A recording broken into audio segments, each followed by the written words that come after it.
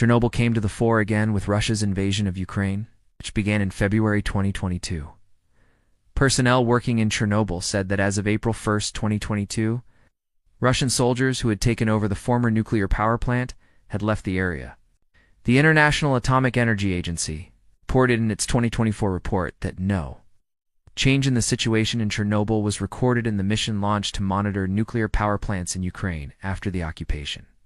The most important negative impact of the disaster was that approximately 1 million hectares of land within the borders of Ukraine and Belarus remained under the influence of radioactive contamination for a long time.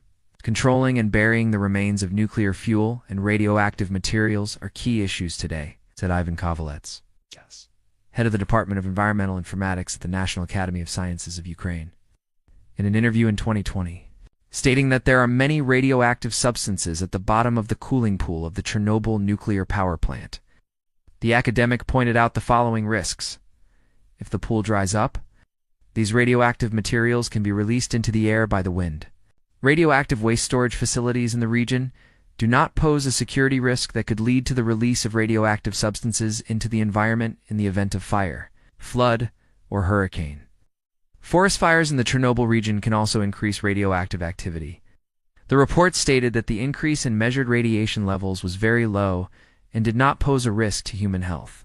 A large number of experts need to work regularly in the region to solve all these problems, so of course they are dangerous. However, since they are usually stored in reinforced concrete compartments, it is unlikely that fires will cause these materials to escape from the storage areas. This also poses some risks to their health. Kovalets said the following on whether the fires in the region pose a risk. Some radioactive waste storage areas contain long-lived radioactive materials. In storage facilities where nuclear fuel residues are located, and this is not only true for Chernobyl, there is a possibility of an uncontrolled nuclear reaction restarting. But this does not mean a nuclear explosion.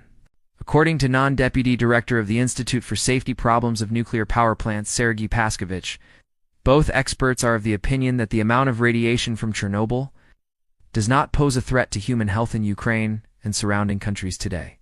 The IAEA report said the forest fires in the Chernobyl region did not cause a dangerous increase in radioactive particles in the air.